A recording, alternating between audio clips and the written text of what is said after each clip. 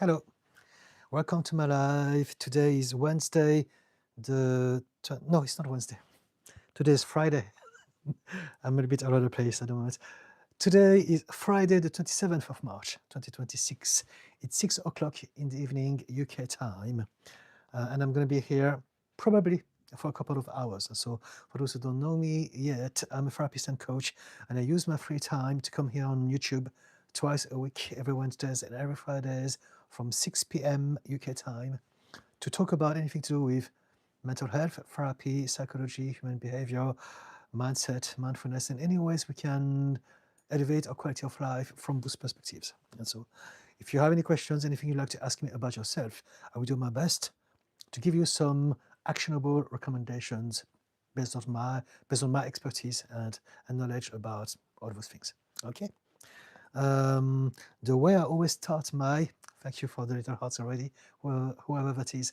The way I start my live streams is always by reading and commenting on some of my own posts to give you an idea of what I do, to remind you of the things that I am about. And hopefully at some point, some of you will ask me some questions and I will do my best to help you out with that. Okay, thank you for your hearts. Blue Ocean said hi. Hello, Blue Ocean. Okay, so let's get started. First post goes like this. Body count matters to those who want to control. I don't know, something before I get started, I want to say I tried to go live this Wednesday, but I couldn't because of technical problems. There was a lot of wind, like an awful lot of it, and because of that, the connection, the Wi-Fi didn't work. So I had to abort after 11 minutes. But today seems quite stable, so hopefully things will go as planned. So let's go back to that post. Body count matters to those who want to control you. It is the only reason it matters to them. Don't waste time with them. You deserve better. You deserve someone that sees you as a person, not as an object. And so this is the conversation again. Body count. It's an old trope that I used to hear a lot when I was younger, and I'm so saddened that it's still going on in the manosphere mainly. But it's the idea that we are, whatever we've done in regards to our partner at an intimate level affects our value as a person. And this is just rubbish. We have to move away from that, right? If you want to talk about this, if you want to challenge me on that, I'm more than happy to go in that direction. But I believe that most people will understand that people for whom body count matters, they see you as an object, not as a person. So it's very good information. Anyone who talk about it, you can dismiss them straight away and focus on people who don't talk about those sort of things. Next post, and this is one that I really appreciate, and it goes like this. Life is not a gift. Life can be a gift if you were born lucky or if you have healed and found peace. Aging is not a privilege. Aging can be a privilege if you don't suffer, if you have the right mindset, and if you are still independent and free. Empathy is the antidote to toxic positivity. So just 1 second, please.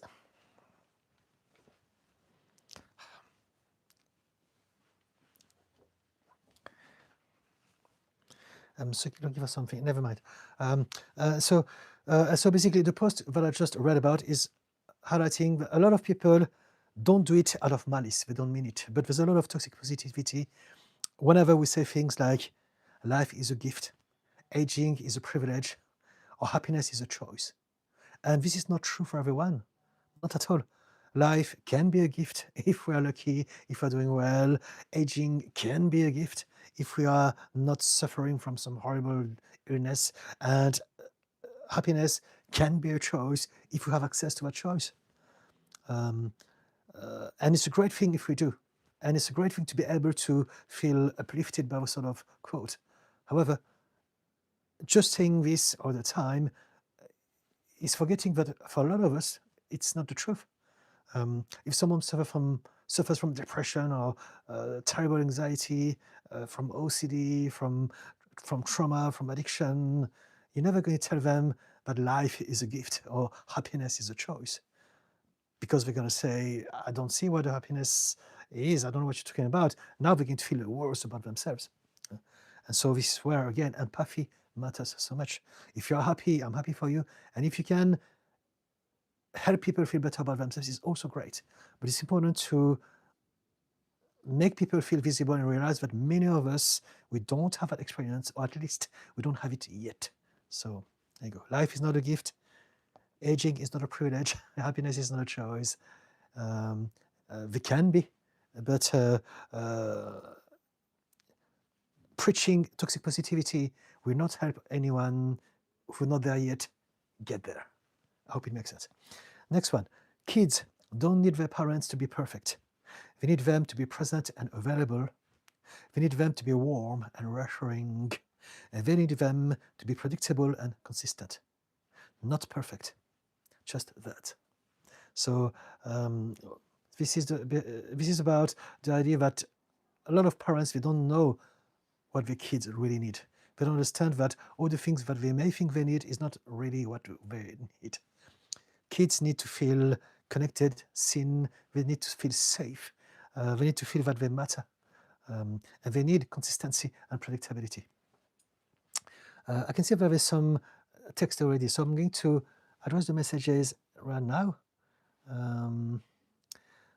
Who are you? Hello, hello. Dawn Woodland. Hi, Didi. Hello, Dawn.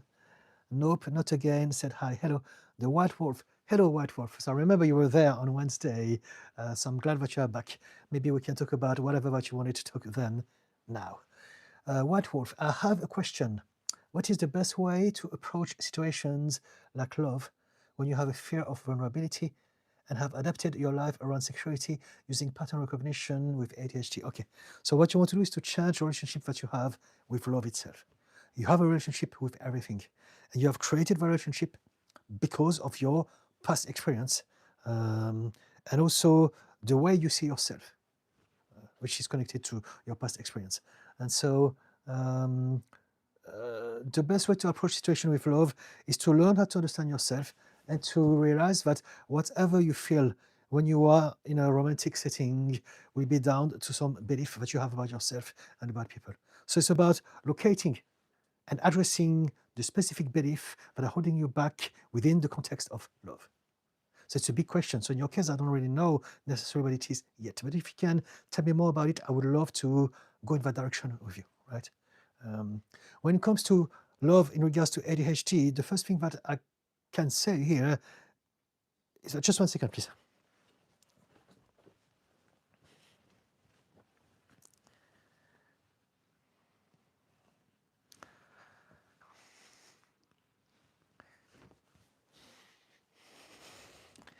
I'm feeling a little bit fidgety. I need to have some earplugs. The sound in the street is taking my attention away. Again, I have ADHD as well, so there you go. And I don't want to put those on today, so this will do. So just one will do enough. So with ADHD, the first problem we have is that we don't love ourselves. And that's not because of the ADHD itself. It's because our parents, our teachers, our peers, society, kids at school put us down because we didn't know. No one knew about ADHD. So we live in a culture and a society that is very cruel, and it's all about judgment. Instead of understanding people, we're going to judge them. That person is different. That person is stupid, weak, weird.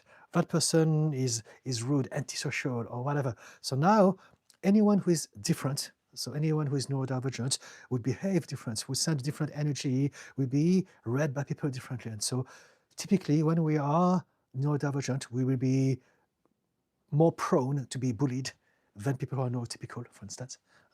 But even if we're not being bullied, we're going to be judged by others. And so because now we're going to be told by everyone that we're not enough, there's something wrong about us, we're not trying hard enough, we're not focused enough, we're not respecting people's time, or whatever it may be, now we're going to be conditioned by those comments, and we're going to believe that about ourselves. So we're going to start to basically develop shame and self-hatred. We're going to dislike many aspects of ourselves. And so if we don't love ourselves fully and unconditionally, we won't be able to allow unconditional love into our life as well. And so again, tell me more about this, please, White Wolf. But the problem here is not about approaching a situation when it comes to love. It's about understanding why you find it difficult first. So we want to change the narrative of it to start with. Dawn, I am, oops, sorry, it moves. I am petite and small and being picked on. Okay, I'm sorry to hear. Do you want to talk about bullying? Is it affecting you still now? So I was just talking about bullying in regards to the ADHD, and this is the thing that people don't realize. We get bullied only for one reason, because we're different. And this is, again, society that teaches people to gang up against those who are different. And so for some of us, very few of us, we've been taught that difference is good. But for the vast majority, difference is something to mock and to belittle. And it's something that we must change. And this is what I'm trying to do here. By raising an awareness that we're all different and by trying to replace judgment with understanding.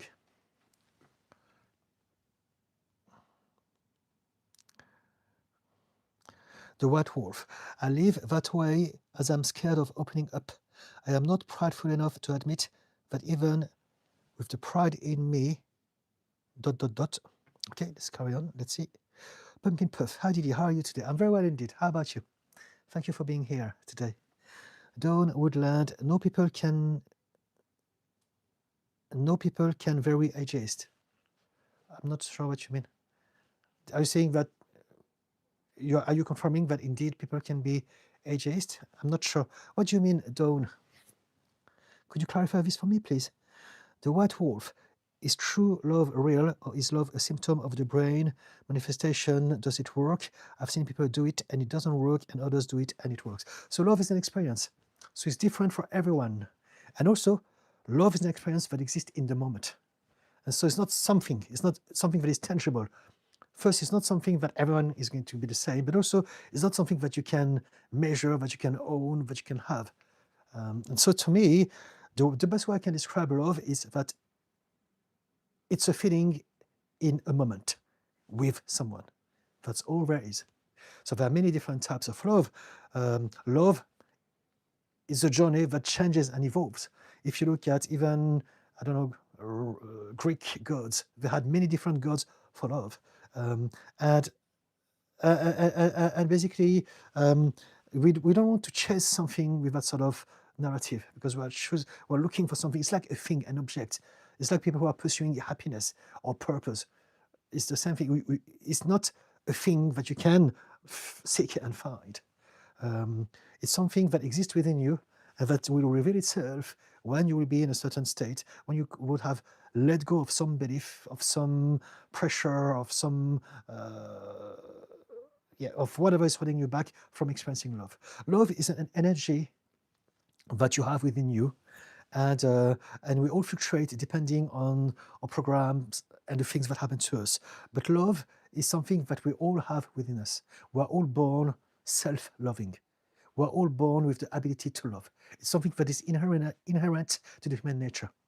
However, as we grow up, we're being infected by the adults, and we absorb their fear. We absorb their limiting belief. We inherit their limitations and their illusion of division and separation.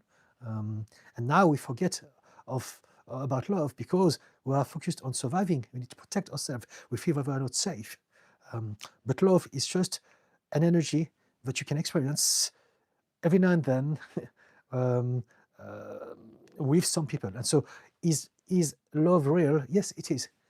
In that moment, love is real. But nothing in this world lasts forever. Nothing in the universe lasts forever. Nothing is meant to not change. Everything changes. And so, again, it's like happiness. People say happiness is not true. It doesn't exist. It does. If you're happy for that moment, you're happy. Happiness exists. And then the next moment, you experience something else. That's it. We fluctuate, right? And so the idea of love being forever, people are looking in the wrong place. They are thinking, does the love that I have with someone, does it guarantees that I'm going to be with that person forever and that we will always be happy forever? And this is the wrong way to look at it again, because nothing lasts forever. People, relationship, nothing lasts forever, and it's good. It's a good system. Things change, things evolve. And this is what we want to realize, is that if we can love in the acceptance that things change and that most things will not stay anyway, and even if they stay, very change shape over time. Now we're onto something. Very often we suffer from the definition that we have, the idea that we have of a concept. So, is it true that love is real? So yes. Is love a symptom of the brain manifesting? Does it work? I've seen people. So yes. So I hope that I have answered that question for you, White Wolf. How do you figure out what your purpose is? Okay. So you figure out your purpose by embracing your human experience and realizing that you are becoming. Your whole life is about you becoming. So some of us will have a better idea of the things that we like and that we prefer from a very young age. But for many of us, it's not the case. For many of us, we're going to go through our journey and we're going to find out who we are. And who we are is always going to change. So this is the most important thing. We don't need to have a sense of self that is fixed and definite and defined and precise. Our sense of self is always going to be changing. And this is what we want to do. We want to realize that we're here in this life to experience our human experience. So what it means is that we are the whole of it. And everything about our experience is valid and important in equal measure. Right? And so if you know already what you want to do, what you prefer, it's great. If not, it's also okay. Your purpose at this point in time is to find your purpose. And to find your purpose, just like with happiness or love, what I was talking about just now, you don't seek it. You reveal it by trying all sorts of different things, by letting go of anything that is holding you back. And eventually you will expand your level of awareness and your experience with love and purpose and success or whatever that is important to you. Does this help, White Wolf? Again, I can talk about this much more. Just drop some comments and I will go in those directions. Dawn, message retracted. Nope, not again. I'm hoping you will talk about what a healthy version of what being enough is, if you don't mind. I can do. So let me try to understand your question. What a healthy version of what being enough is. Okay, so being enough, feeling and accepting and embracing the truth that we are enough means that we accept that we don't need to be anything that we are. We deserve love, we deserve all the good things in life. And it starts by us loving ourselves. So I am enough means self-acceptance, essentially. If you can accept that no one is perfect, but no one needs to be perfect. I can love myself with my imperfections. I can even turn my imperfections into quirks. So now I appreciate myself even more because those things are what makes me unique. And some people may judge me for those things, but some others may find those things amazing, right? And this is basically learning how to love yourself. If you can appreciate everything about yourself, if you can realize that everything that happened to you in the past don't define you. If you can let go of any disempowering thoughts, judgment, belief, feeling that you have, this is what I am enough means. Is accepting the whole of yourself, accepting your whole existence, accepting that we all go through ups and downs, but it's okay because if we zoom out, if we accept, instead of going like that, we're going to go like that. We will always go up and down, but the journey is about learning how to be better when we're going down and then pushing the ups a little bit higher each time. And there's no limit to that. And so this is what I am enough means. Accepting that sometimes you feel rubbish, sometimes you feel disempowered, sometimes you feel bad because maybe you've done something bad. Maybe you have reacted, you've been angry, you said something that hurt someone. But it's okay. We're not perfect, it happens. Whatever that I've done or said is because of my program. Whatever that we do or say is always because of our subconscious program that is emotional and that is getting us to react in any which way our mind believes is safe for us. And so for some of us, we may be angry and horrible to others, and it's not a nice thing to do and we want to change this. However, when it happens, we must be kind to ourselves. And we must say to ourselves, I didn't choose to do that. It happened because there are parts of me that are still traumatized and that are still trying to protect me. And so anger is my way to try to make this happen. I want to upgrade this and we can do this over a long period of time. But in this moment, I must learn how to love myself. It's not my fault. I didn't choose my trauma. I didn't choose my baggage. I didn't choose my conditions. I didn't choose my parents. I didn't choose my upbringing. I didn't choose my bullying. I didn't choose any of those things. I didn't choose my genetics. We are all doing our best with whatever you have at any given time. And so I am enough is about this, as accepting it's okay. I want to get better, and I will, because my life is about this. It's the journey of me becoming better. Not because I am not enough, but because of growth, because we are designed to grow and expand, right?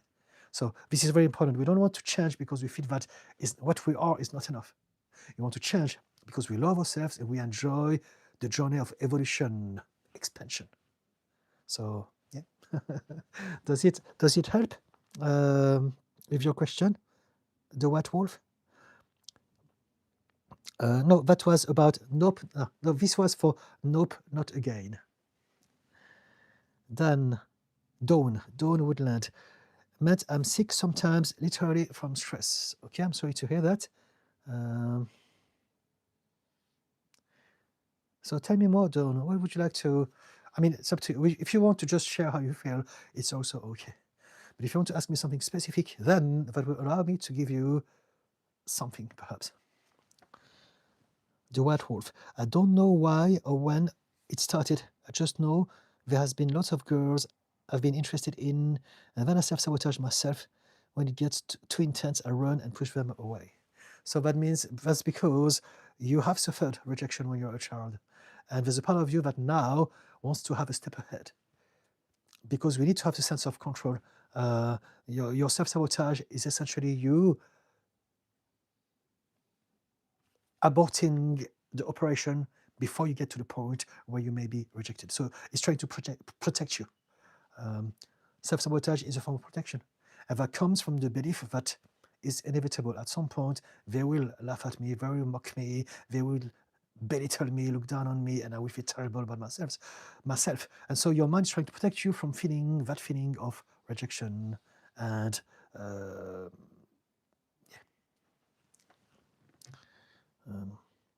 Pumpkin Puff.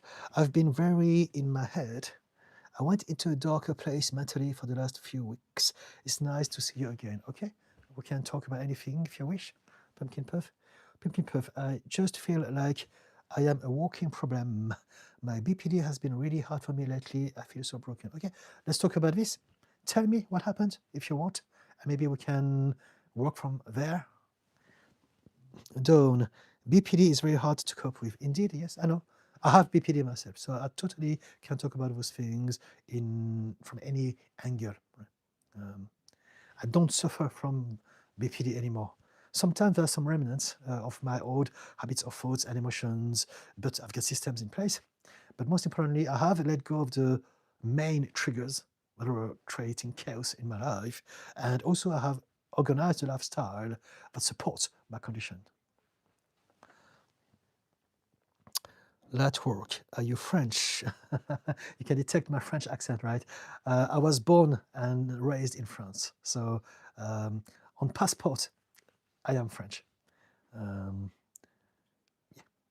Genetically, I'm Chinese. Maybe culturally now we'd be more British because I've been living in London, the UK for 29 years now. But I don't see myself as any country. For me, it was something that I was always not that interested about. I really see myself like a citizen of the planet Earth. Student message retracted. Dave Quinn, routine. What about routine, Dave? Plank. How to get 5 girlfriends instead of 2? I wouldn't know, and I'm not sure that it's the right sort of conversation for this live stream. Student, your lives are so helpful. All right, fantastic, thank you. But I want some reassurance. How to check you're a therapist for real certified? Okay, so therapist is a broad term that defines a lot of different things depending on countries. So in the UK, which is where I'm based, a therapist is someone that utilizes some skills of some sort to address either physical or mental and emotional problems. That's it. I am not a psychologist. I am not a psychiatrist. But I am a therapist in my own right within my scope of practice, which is basically clinical hypnotherapy and rapid transformational therapy.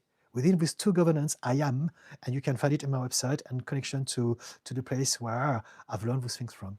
So yes. But there's no such thing as a real therapist, because therapist is a broad term. I think what you mean is, do you have some academic, do you have a PhD? Are you a psychiatrist? Those sort of things. I am not.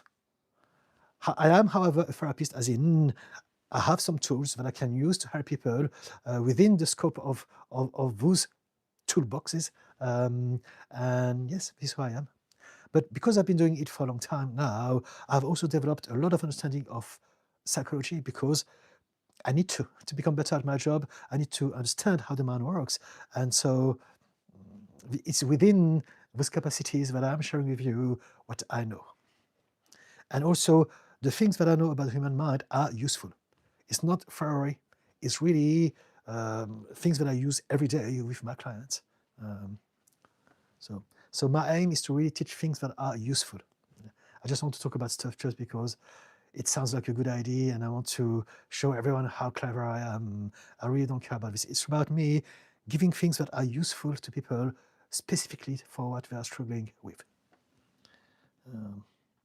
Mary Boguki, hi, Dave and Choice.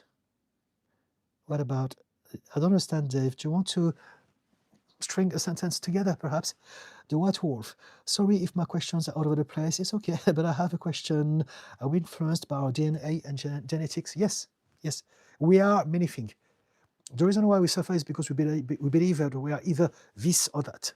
In reality, we are many things all together. And so the bigger the picture, the more we understand about ourselves, the better we can find solutions for our problems. And so I was thinking about it today. I see a lot of posts where people are saying, your problems is all in your head. And then someone else is going to say, your problem is not all in your head, it's in your nervous system. And then someone is going to say, no, it's not in your nervous system, it's in your gut, and so on and so forth. And in reality, they're all wrong, and they're all right at the same time. It is in your head, it is in your gut, it is in your nervous system, it is in your life, it is in your relationship, it is in your sense of self, it is in everything. Everything that affects us in many different ways. And so the more we can understand the bigger picture of us, the more we can find out what will work best for us at this point in time to fix whatever is holding us back. So back to what you were saying, White Wolf, our genetics is important, and it's one of the elements of us. The way that I explain it often is that whatever we have in terms of physical, mental, and emotional patterns are down to two things. And people talk about this often. It's about nature and nurture. Nature is your genetics, how you were, the program in your DNA that you were born with. But equally, if not more important than that, is your environment. Because your environment is going to trigger some of the things that you were born. All those programs that we have are not all meant, all the cells within us are not meant to be all switched on. And so what it means is that the way we respond to our environment is down to our genetics, but our environment is as, if not more important, a factor as to whether some of aspects will be developed. Right? So for instance, someone will have maybe a propensity for ADHD or autism, but if the environment is very supportive and peaceful and calm, there's no trauma at all, then there's going to be very little expression of those things in their DNA. And I'm talking about autism or ADHD. However, if the environment is traumatic, if it's difficult, because those people are hypersensitive compared to people who don't have those genes, they're going to respond more, and it's going to trigger more of the symptoms of their condition. I hope it makes sense. This is why our environment now as an adult is so important. It's so very important to really do our best every day to limit our exposure to stress and pressure outside, but also inside our mental environment. So yes, so basically some of us are more sensitive than others to certain things. And it's something that we are born with. But our environment will either trigger those hypersensitivities or not. And again, it's not just mental and emotional, it's also physical. The vast majority of, if not all of them, of our chronic illness are connected to our mental and emotional state and how we developed throughout the years, mentally and emotionally. So yeah, Stephanie Castillo, brain lag from drugs. Okay, so what about it, Stephanie? What would you like me to say about this?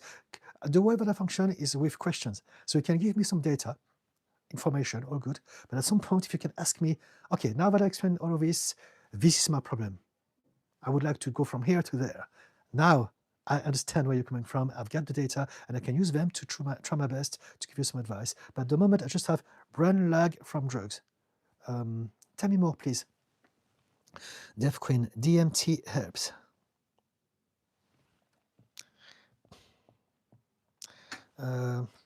So just 1 second, please. I'm going to Google it. DMT, because there's a lot of acronyms. It's a powerful psychedelic compound. All right, okay, it's a drug. I wouldn't know about this. I don't do drugs. I used to be addicted to class A drugs and alcohol up to the age of 38 myself, and so I'm not very keen on those things. But I understand that some people do, but it's not something that I can talk much about. And it's not something that I would personally recommend. Dev Queen, okay, so what was that? Lat work. Oh, wow, fellow Londoner. Yeah. Yes, hello. The White Wolf. I analyze everything a person does, actions and words, but I never used to do that as a kid. I was very gullible. Why do I do this now? We evolve, we change. Because we were something doesn't mean that we're always going to be the same thing. Whatever that you were was a direction. And if you change your program, you're going to change the direction. But if you don't, it's going to continue escalating, developing, evolving into that direction instead. It's like a tree. And so whatever happened to you in childhood is very important because it tells us where you started and your propensity. The way it develops, however, can be very diverse. Whatever, we all experience some level of depression, anxiety, or trauma. But the way we're going to express it will be the result of many variables. That's why there's so many conditions out there in adulthood. Because it started in the same way, but again, genes plus environment and many other things are going to dictate the direction of how we evolve as a human being, mentally, emotionally, and physically. Thank you for your heart. Kufu do Kung Fu. Hello. Dawn. Wow, I never could tell you had BPD. I was diagnosed with bipolar at the age of, in my early 20s. And then I found out that I also have ADHD, CPTSD, and BPD. But I was a very different person. This is the thing, we can change this. We can change many aspects of it. So borderline personality disorder is a tricky one to address because most people don't know how to deal with BPD. And therapists are humans before they are therapists. So if they have not experienced BPD personally or in their family, then they will still react to people. And this is the reason as to why people who've been through the same path as you and have found a way out of it are much better qualified to help you with that. Because having suffered my whole life from BPD, I have learned a great deal about empathy, compassion, and patience. BPD has taught me a level of empathy that I don't believe I've ever met anyone who has in real life. I know that some people that I follow, but I've never met in my real life anyone, or maybe it has happened, but I don't know yet. I mean, only momentarily, so I don't really know. But it's very rare to have enough empathy to be able to look after someone with BPD effectively. David Quinn, routine helps me work, play, etc. Okay. Yes, routine is something that yes, we all want to have. We want to have some sort of structure in our lives. But this is the thing, many of us suffer precisely because we can't create that structure. typically ADHD, for instance, or if you have borderline personality disorder and you are overwhelmed by it, then it's going to sabotage all of your attempts to having a routine, to have discipline, to do the things that you want to do. Dawn, have you ever had lithium? Nope. I mean, I had a lot of drugs when I was younger, but it was a different time. I'm talking 70s, 80s. So I know that lithium was there already, but the drugs that I had was recreational. Lithium is something that we use to address certain conditions. I think it is for bipolar, isn't it? Yeah. I never took any drugs for my mental health. I took a lot of drugs for entertainment. I call it entertainment because I like to make it lighthearted. But in reality, I took drugs and I drank alcohol and I was off my head for up to the age of 38 because I hated life and I needed to find a place where I would not be overwhelmed, because otherwise I wouldn't be here today. I would have ended my life a long time ago if it wasn't for my addictions back then. Connor, people say forgiveness is for you, not for them, but I cannot bring myself to say I forgive my mother. She doesn't even deserve those words. How do you let go and forgive to let go of anger? So don't forgive. I agree with you. People who say forgiveness is for you, not for them, they don't understand you. They are projecting. They don't have the empathy to understand that for you, it is not your reality. Forgiveness is not something that we do. If we can forgive, it's a great thing, but we can't force ourselves to forgive people. Just like we can't force ourselves to be happy, we can't force ourselves to heal, we can't force ourselves to feel love, we cannot force ourselves to forgive either. Forgiveness is a result, is a byproduct, is the consequence of you having healed. It goes in that order. When people say, you must forgive, and they say, it's for yourself, not for them, they're being very smart, and they will also probably come from a good place here, but they don't have empathy for you. For some of us, we've been so hurt, we just cannot. We have to go through a lot of process to be able to get to that state where we can then forgive. Right? Forgiveness is not something we tell people to do. And again, I understand that most people come from a good place. You know, Buddhism and religions and spirituality, they're going to say, it's for you, you want to let go of the hard core, it's not for them. But this is all theoretical. In real life, we are emotional beings, and people are not taking this into consideration. And so if you can't forgive your mum, don't forgive her. Work on yourself, address your baggage, learn how to love yourself more, and maybe, just maybe, at some point in your life, you may be able to forgive her. Maybe not, and it's also okay, right? Premature forgiveness, as in trying to force yourself to forgive, is actually problematic. It locks the trauma deeper. But again, people who have not been traumatized, they don't know this. And the more they insist, the more they are displaying how a lack of empathy they have towards people who are not like them. It's like people who say, oh, you're depressed, just do this, go to the gym. You're anxious, just be brave. And again, it's a form of ableism, but it's not chosen, but it's still, because people don't realize that we don't choose to be depressed or anxious or overwhelmed or addicted or any of those things. No one chooses anything. We're all doing our best. Them saying this is the equivalent of saying, you suffer, but because I don't feel your pain, it means your pain is not real. If I can deal with that, you should. It means that they are projecting the experience onto you. Maybe they have experienced some level of anxiety and depression, just like all of us, but there's a difference of intensity, of volume, of frequency, and this is what is that's the difference. Whether we're diagnosed with something or not is how much and how bad it is affecting us. It's not a feeling. It is not a moment. It is a diagnosis. It is something that is pervasive and that is overwhelming. And again, people who are going to say, oh, why don't you just snap of it? Why don't you just do that? Again, they may come from a good place, but they're going to not only, they're going to hurt you, because they're going to make you believe that, it's my fault. I'm not trying hard enough. I am weak. There's something wrong about me. I am a bad person. I should forgive my mum.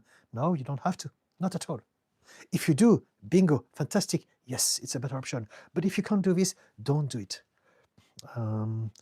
I think I've just saw some studies like this morning about how people who are forgiving cognitively the abusers are actually more prone to allow abusers in their life, because the part of the brain that is going to deal with the forgiveness is the same as setting boundaries. They're going to be more open to other people. So what it means is that they're not ready yet to forgive.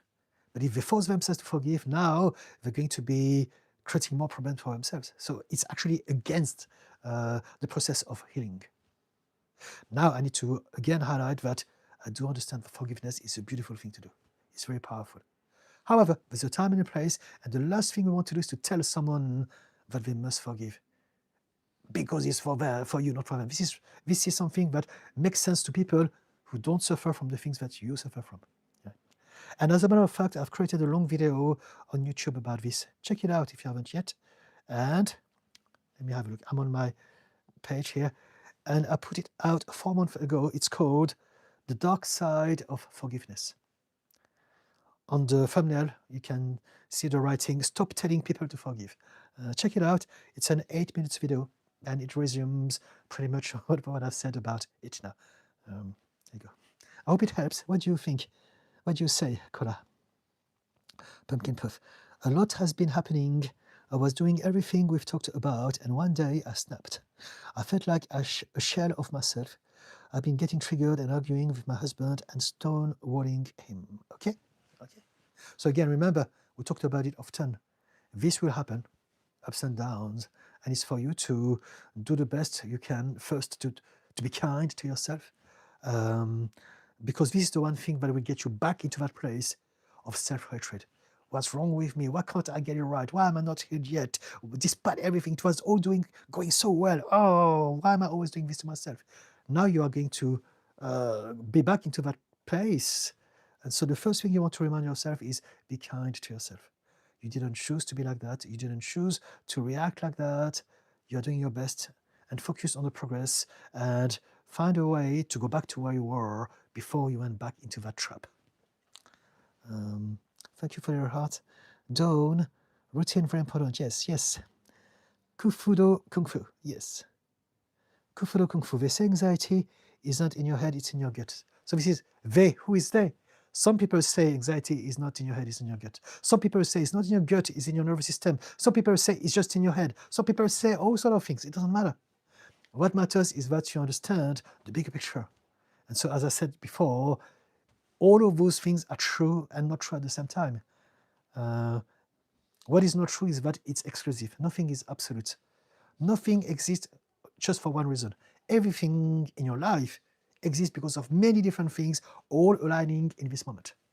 And so it is about expanding our mind. We suffer precisely out of this because of a black and white thinking, this or that, right or wrong, true or false. And this is the first thing we need to address. We want to expand our perspective of life and everything in it. Okay? Kufudo Kung Fu. Dave Quinn. Good luck to all of you. Sorry I was answering you as if we were in conversation. It's okay, don't be sorry. I'm trying to understand how people are using the live stream. So, again, if you feel like just intervening like that, I'm happy. It's not a problem at all. Do 2000. I love you. All right, thank you so much. I love you too. Thank you. I can feel and I appreciate your love. Thank you. Saragon. Hello. Nero. Hey, I can tell you have read a lot of books. Yeah, I'm not sure. I've read some books. Everyone has read some books, I assume. Because I have books behind me, it doesn't necessarily mean that I've read a lot. It only means that there's books behind me. But if we can talk about books if you want. Nero. Dawn, being abused has triggered me. Okay, okay. Pumpkin Puff. I've been uninterested in seemingly everything and super overwhelmed. So I just freeze and think about way too many things. Okay? So what do you think you should be doing at this moment? What do you need to remind yourself to do? Could you tell me that, please? Blue Ocean, bless you for sharing your wisdom. Thank you so much, Blue Ocean. Thank you for appreciating what I do. Deaf Queen, apologies, sir. Don't apologize. It's fine. There's nothing to apologize for. Nero, depression in Dawn. Environment does have a massive impact. It does. the state of the world seems to be getting worse every day. And what we need to realize is that if we have suffered from trauma, we're going to be more reactive to the state of the world, because the state of the world is reminding us of the chaos that happened to us in our childhood. So now, that's why for so many of us, it's very hard to keep functioning, because it seems like whatever we've been through in childhood has now been translated everywhere all the time. And so that feeling of unsafety and unpredictability, that feeling of doom, things will get worse, because this is how we felt about ourselves back then. Now we can experience it in our daily lives as an adult. And so it's very important to address this and to realize that there are ways around it. Because the world is in the state it is, doesn't mean that we have to keep allowing it to affect us like that. There are ways around it. I did a video 3 weeks ago, again on my YouTube channel, that is called How to Stay Positive in a Toxic World. Check it out if you struggle with this. The White Wolf. How much do you charge for private consultations? I would like to speak to you privately. I don't divulge my prices here. What I do is that I offer free discovery calls of half an hour. And within that half an hour, we're going to decide if we can work together. And if we can work together, then I suggest options. And then we decide whether or not we continue working together. So there's a link on my website. There's a link on my bio to my website. Just click on it. You can read up about what I do. And then from there, send me an email and we can organize a discovery call if you want to make this happen. Okay? Pumpkin Puff. I am not meaning to dump all my issues onto you after not being here for a while, by the way. Pumpkin Puff, we are friends. You do whatever feels right for you. It's no problem at all. If you feel like you need to let it out of your system, do so. I'm okay with that. I have no problem with that. I'm here to help out. So if it makes you feel better, it's not a problem at all. Right? Never feel sorry for anything as far as I'm concerned. Nero, nobody knows everything. The sooner you realize you know nothing for sure, the better. Yes, it's true. No one knows everything. We just know what we know, and we don't know what we don't know, and it's the same with everyone. I agree with that. Stop anger. Psychotherapist here, okay? For your intention, your wisdom is truly helpful in my therapeutic practice. Oh, wow. And your gentle soul shines through. Best wishes. Thank you so much for your validation. That's very kind of you. I appreciate. Stop anger.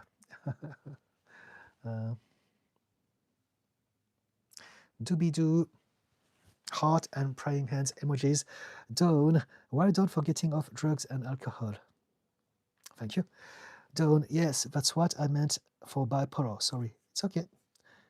Nero, it's okay not to forgive. You are not a lesser person because of it. Of course, of course, of course. Self-righteousness is really something that hurts so many of us. Sargon, so did your addiction help you survive? Yes, it did. If it wasn't for my addiction, I did try to unalive myself many times when I was younger. But if it wasn't for my addiction, I would have tried more and harder and would have probably succeeded at some point. Nero, yes, do this, do that. Kola, about forgiveness. How do I forgive myself for having become the person I needed to survive an angry person? By doing this exactly. By reminding yourself that you didn't have a choice then. That's all that you knew then. You had to look after yourself because no one looked after you back then. So you had the use of anger to replace the parents, the caregivers that you didn't have. So you can forgive yourself by saying you, that's all that I knew then. Now, however, I know better. So now I can start to work on myself and I can change those habits. I can change those habits of reactions. I can change those triggers, those filters that get me to see red when there's nothing red to see. And so I used to be the same. I used to be horrible to everyone because, again, borderline personality disorder, amongst other things. And so I used to be a piece of shit, like very bad human being. I caused a lot of pain. I was manipulative. I was petty. I was obsessed. I was mad. I disrupted, created problems in every single one of my relationships all my life, up to the age of, up till now. up till my husband. We've been together for 21 years now. But before him, and even at the start of us, I was all over the place. How do you forgive yourself? By working on yourself now. By telling yourself, okay, this is who I was. It was not my fault. I didn't choose to have anger or rage or hatred as a survival mechanism. It's all that I knew then. However, now I know better. I want to change. I know that I can change. I know that I deserve to change. And so now, as you work on yourself, you will start to feel lighter. And eventually, as you stop creating the problems in your life, you will start to also feel much, much better. So this is how you do this. Kola, and it's possible. I did it myself. A lot of my regular clients have done it as well. A lot of my friends have done it. It is absolutely possible. No matter what you think about life, about yourself, about your past, it's only what you feel and think about it in this moment. And even this will change. Nero, forgiveness is also deserved. So this is a whole different conversation, but I can see your perspective. It's true that if people are still being manipulative and gaslighting you, they don't deserve forgiveness. I would agree with that. Dawn, I always wanted to please everyone, and no respect is more important. Self-respect, self-love is important, right? If that's what you say, then yes, I agree with that. Pumpkin Puff, exactly. It felt like I got thrown back into the ocean again. I was doing really good, and then I stopped, and now I'm just angry and numb. Okay, so you're only feeling angry and numb in that moment. So tell me, based on all of the conversations in the past, what do you think you should be doing now? If you can tell me that would be amazing, please. Pumpkin Puff. Nero, oh, all of those topics are heavy and complex. Nero, sorry, it's my first time here. I don't know if I'm too chatty or chill with commenting, but I watch your videos. Thank you. It's okay. No, you do whatever you feel, right? And as we get to know each other, we all adjust to our energy.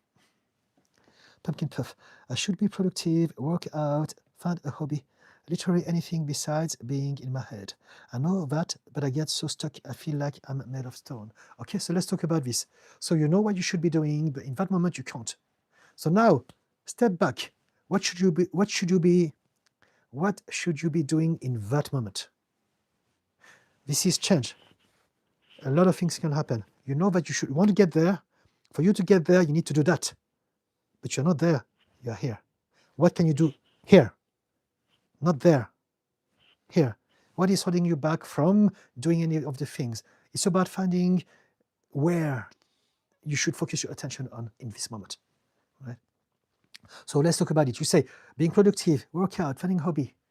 Any of those, take an example and just tell me, why can't you do this in this moment? What are you thinking about? What are you feeling? What is your mind at in this moment? And this is what will, if we can address that, then that's it. Now you can do that thing that you know will make you feel better about yourself. Yeah. Do. At Pumpkin Puff. Keep going. Tomorrow is a new day and fresh start. Okay. Pumpkin Puff. Why did you saying we're friends make tear up? That was so heartfelt and I really did that. Of course, you're my friend. We know each other. We've been talking to each other for a long time. You matter to me. Your well-being matters. I really care about you, right? And so, yeah, to tell me, answer my question, please.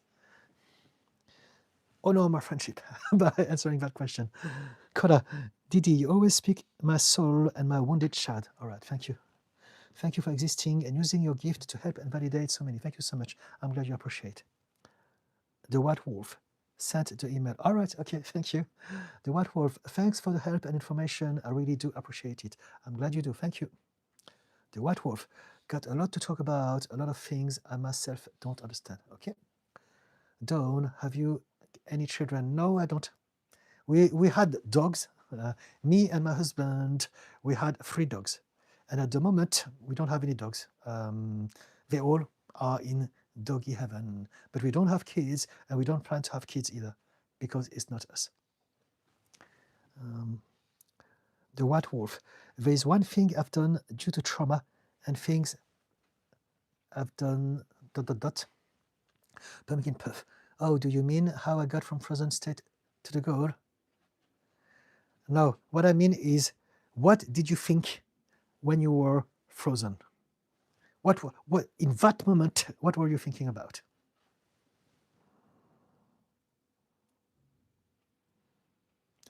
And also, why in that moment were you not able to go for a walk, to stand up and change your spot, to move, to put some cold water on your face? What preventing you from doing all of those things that we've been talking about for a long time, that can snap you from a state of overwhelm and reactivity back to a state of mental clarity? The White Wolf. Sorry, my phone had a spasm and sent the other message before I finished it. But the things and trauma I've experienced has kind of shut my emotions off, or in this term, freezed up. Yes. Freezing is that. In the survival response, freeze is a shutdown. It's shutting you down from feeling certain things. It's shutting you down from being able to express anything, because it's what your mind thinks is the safest thing to do in this moment. It's the only thing that you can do to survive that moment. You can't fight back. You can't flee away. So you're going to freeze. And how do we freeze? By shutting down the system. So we're going to repress some of our feelings and emotions. But also, if you want to do something, we're going to be frozen so that we can't do anything. Because even moving, being seen, is deemed as dangerous in that moment. Pumpkin puff. Oh, I understand. I'm normally thinking why I'm stuck in this cycle. I want you to think about that specific moment where you were overwhelmed. And when you had the awareness that I should be doing this, why didn't you do it in that moment? Pumpkin puff. I spend a lot of time just replaying everything in my head, and it always turns me into going into survival mode, so I shut down and function as normal. Okay. So what you want to do is to do your best to remind yourself that you can reset your nervous system. Create something that reminds you, whenever you're in that state, get up, go in the bathroom and throw some cold water on your face, and then go for a walk outside. Just learn how to do this. Right? If you are stuck in that moment, it's because your subconscious mind is taking over. And at this point in time, you have to either have patience and until you can do what I just said, or you can work on your subconscious mind. But for this to happen, you need to have some help. Someone that may use the tools that I have to hypnotize you and address your limiting belief from your subconscious mind. But also remember that before the event, there are a lot of things that you can do to minimize this. You can work on your lifestyle, you can work on your environment. And there are tons of things that we can all do to upgrade our environment and lifestyle so that we are less affected by those moments when they happen.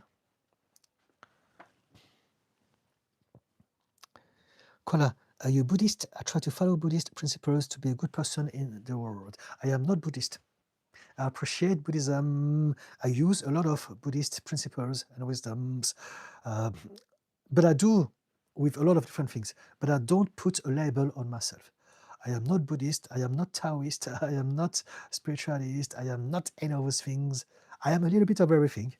And I believe that this is the best way to do things. I don't need that I have to have a label, but I need to belong to a tribe, a spiritual tribe. I believe that spirituality should be something that we decide to explore, and it's like pick and mix. You have a little basket and you choose whatever works for you. But do I enjoy Buddhism? Yes. A lot of things that I talk about are using Buddhist and Taoist principles.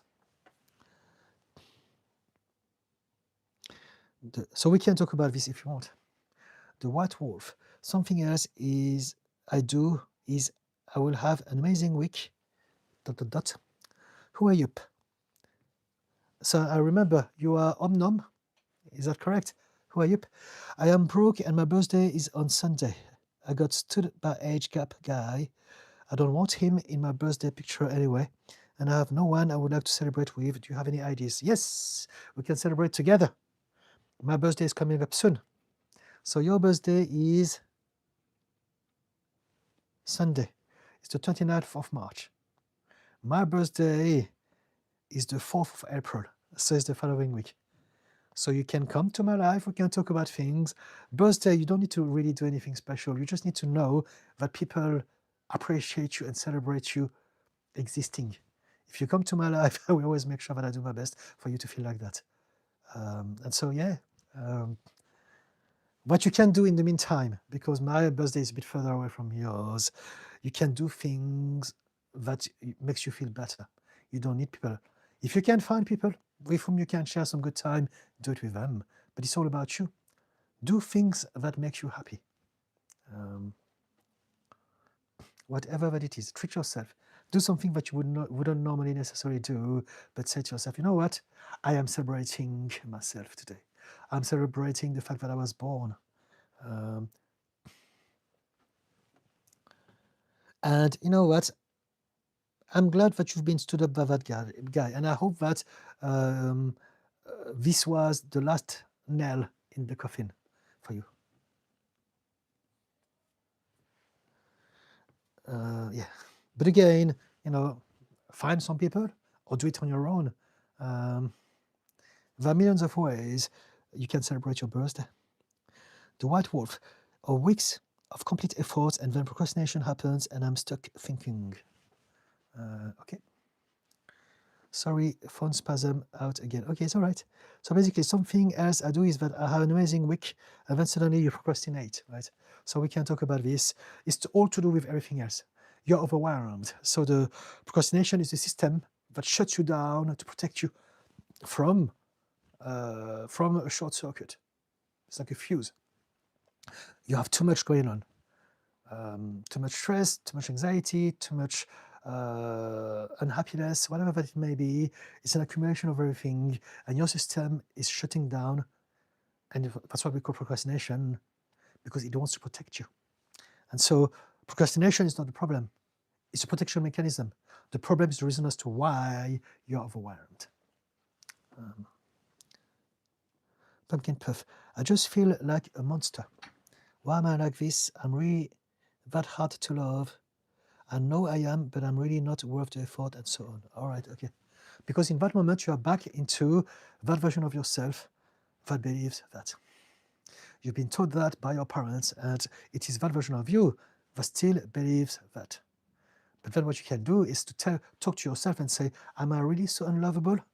And it's for you to find a way to remind yourself of the things that you can love about yourself. You have to do that work.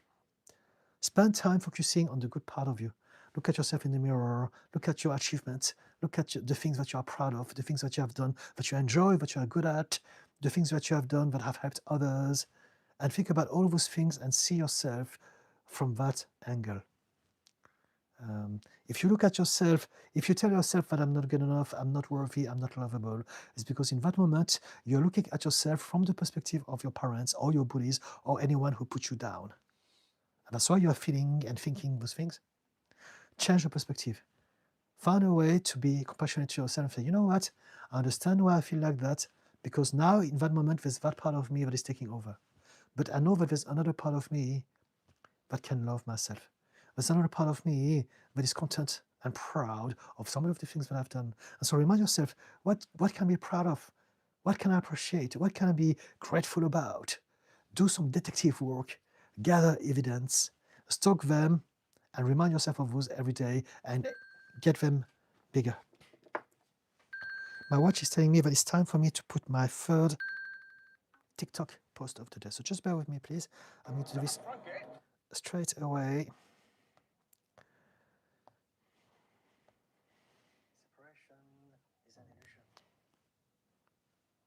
Post. So apparently we should never forget who built Britain.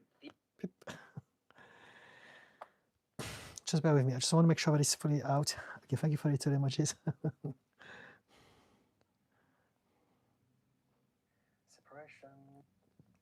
Okay, that's out. So that should be okay. So let's go back to where I was.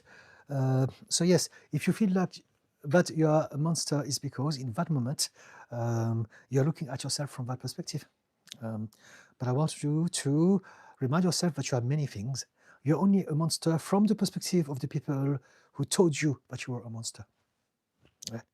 So one way that I can explain this is that nothing that you observe is what it is without, no, let's rephrase this. Whichever way you look at yourself is determined by the position of the observer. So for instance, to my mum, I am the son. To my brother, I'm the brother. To my husband, I'm the husband. To a colleague, I'm a colleague. To a stranger, I'm a stranger.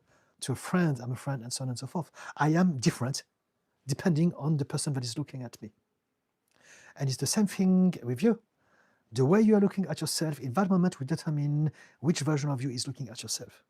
So if you feel that you are a monster, if you feel that you are unlovable, it's because in that moment you're looking at yourself from the position of the people who hate you, who are trying to put you down. It's their perspective, and you're suffering that experience in that moment. So now I want you to find a way to look at yourself from the perspective of someone who cares for you, from someone that is kind, that is compassionate, that is forgiving, that is patient, that wants to find the goodness about you, right?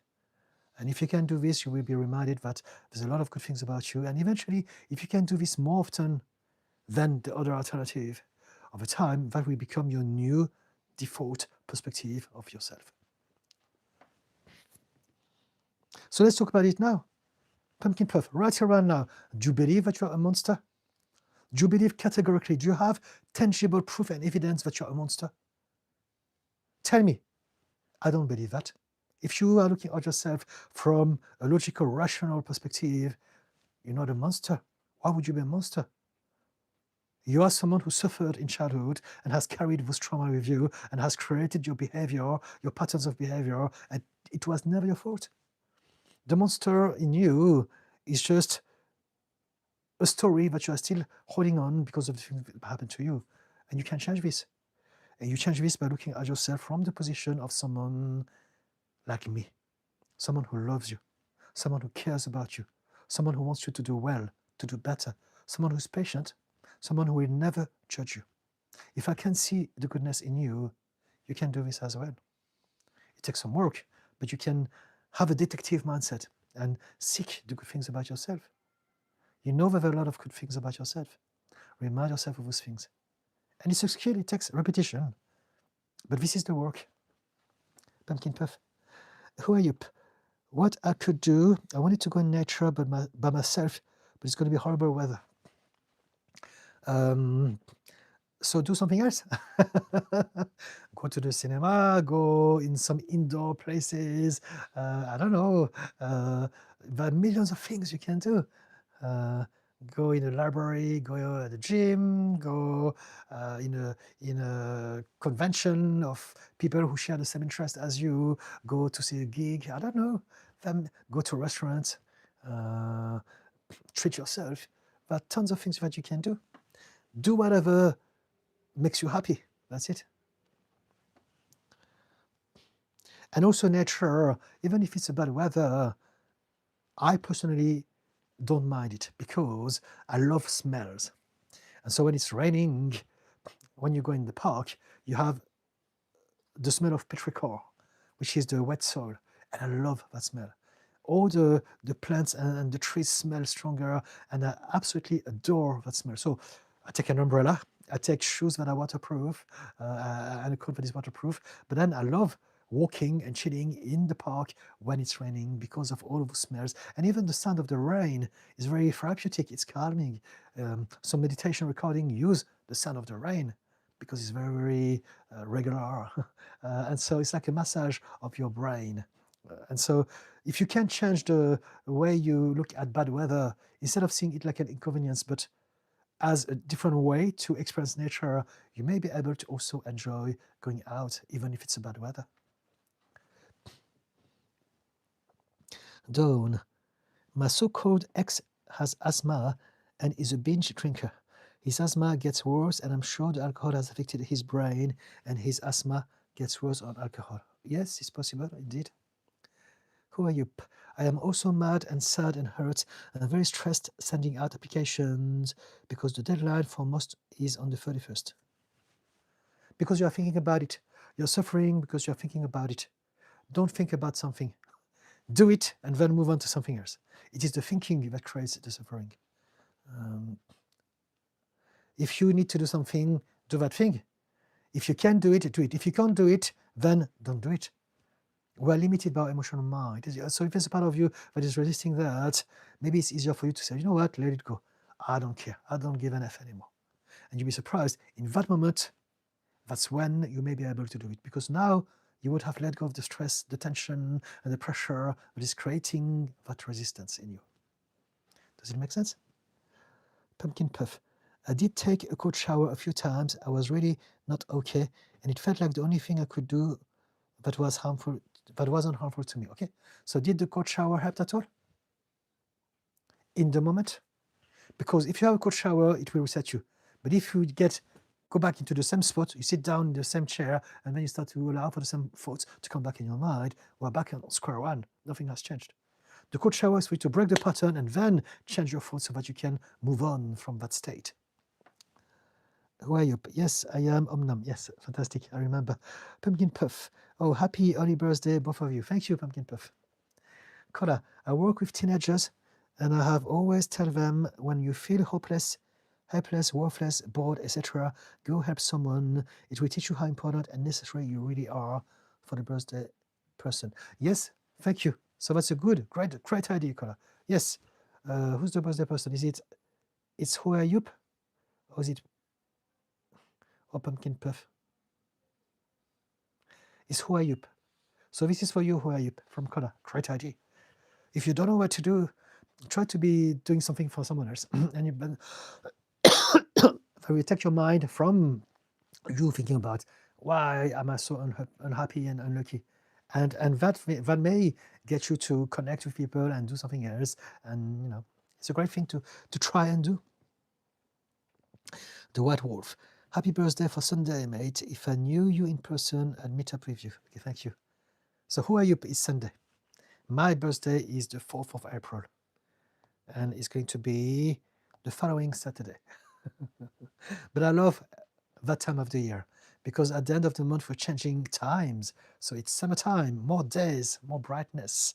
And also it's my birthday, which is also always bringing me a lot of energy, positive ones. And also the end of the month, 31st of March is our anniversary. My husband and I would have been together for 21 years, which is like a miracle when you understand what we've been through. But it's great. So a lot of good things for me at that time of the year. Dan Wood, I hear cold water therapy is good for depression.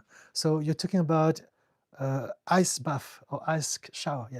Yes, those things make a huge difference. It's not for everyone, but it's one of the tools that we can try. And here I was not talking about ice therapy. I was talking about utilizing cold water on your face or on your hand or as a shower to reset your nervous system, to go from a state of anxiety and overthinking or even panic attack to a place of mental clarity and presence. Nero, don't forget to like. Thank you, Nero. Nero, truth is duality.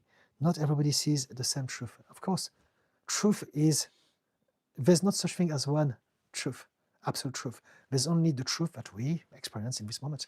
And everyone has got a different truth. So this is a difficult one to accept for many of us, but truth is just a concept. There's no such thing as one truth. There's only the truth that we experience. So yeah. So I agree with you, Nero. The White Wolf. I've learned a lot today. Thank you. I'm going now. Thank you for your time. I really appreciate it. My pleasure. Thank you for coming back. And remember, you can always come back every Wednesdays and every Fridays on YouTube from 6 o'clock. I'm here. If Wi-Fi works. The White Wolf. I got the gym early tomorrow, but thank you. Okay, enjoy. JDB. Hey, bro. Good to see you live. Thank you, JDB. Chris Hilton. Heart and smiling face emoji. Thank you, Chris. How are you doing? Who are you? Oh, love the petrichor too. I wanted to go anyway, but I have lost like 25k plus, and I'm cold all of the time. Put something warm. Take a flask with some hot tea, drink, coffee, whatever. That's a different way to do this as well. I do this as well when it's very, very cold. I put all my layers. I've got lots of coats and shoes for that. And then I have a flask with some hot teas or hot coffee or hot chocolate, and I drink it there and I can still enjoy. But also if you walk, that will be easier. If you stay on the spot and you don't move, you may get cold. Well, how about you go for a nice little walk? Within 5-10 minutes, your body will be warmed up and you won't feel that cold anymore. And also walking is a great thing to do for any mental health related problems. It's got so many benefits, so many aspects of it, of yourself, benefits from walking. And by walking, I don't necessarily mean power walking, just walking. Even if it's slow and relaxed, enjoy your surrounding, enjoy the smell of the petrichor, enjoy the sound of the rain, enjoy yourself moving, create a flow, be a motion by moving, walking. Kahu, nothing better than the real soul perfume. Yes, pumpkin puff.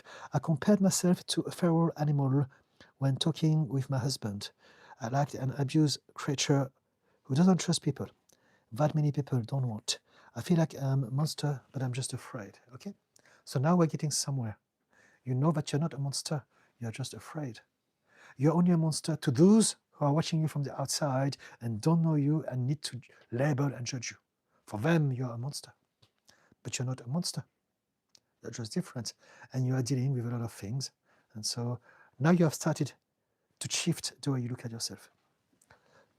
Pumpkin puff. I don't really have a reason anymore to fight, but my brain tells me I need to. Says to not trust, don't let my guard down, and then I burn everything.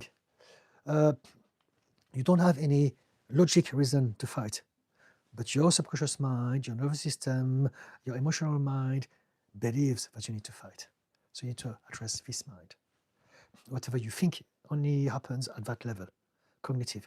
Whatever you feel and you believe happens emotionally inside of you at that level. JDB, how do you deal with anger when people in front of you hardly understand you because they never have time to listen, and finally you stopped caring, but not without damage to your humanity? So who is getting angry, you or the other people? Let me try to understand. How do you deal with anger? I can talk about it in great length because anger is one of my specialisms.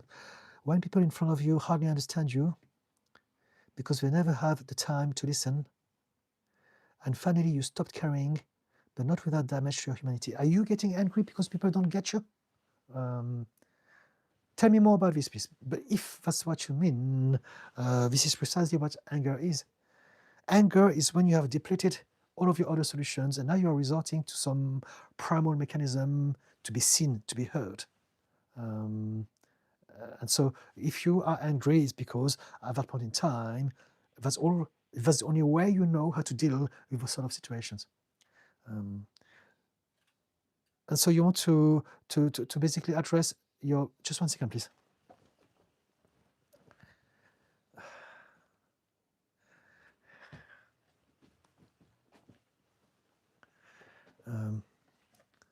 You want to address the reasons as to why you get triggered. Being angry in and of itself is not necessarily a bad thing. But you have some filters in your mind that are called belief that are getting you to interpret what people are saying or doing or not saying that is getting you to react with anger. How can I express it? Can you tell me if there are any patterns? Let's go like that. If you can tell me, give me some patterns of you being angry, and then we can address this. I can absolutely help you with that, but I need you to tell me this, please. The White Wolf, I am not doing, and I'm not going to be here, but happy birthday for Saturday. Thank you. I'm not going to be here Saturday. I'm here on Wednesdays and Fridays. But I was just saying, it doesn't have to be on the day. For me, I'm having a 2 weeks birthday celebration. Every day. Every day is my birthday and Christmas at the same time.